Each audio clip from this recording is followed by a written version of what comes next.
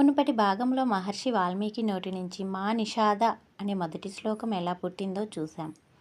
ఆ సంఘటన తర్వాత వాల్మీకి మహర్షి ఎంతో ఆలోచనలో పడ్డారు.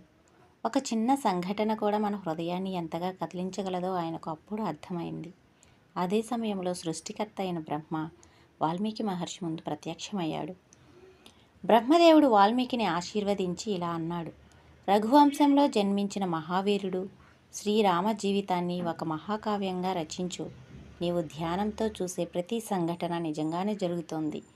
బ్రహ్మదేవుని మాటలు విన్న తర్వాత వాల్మీకి మహర్షి లోతైన ధ్యానంలోకి వెళ్ళారు.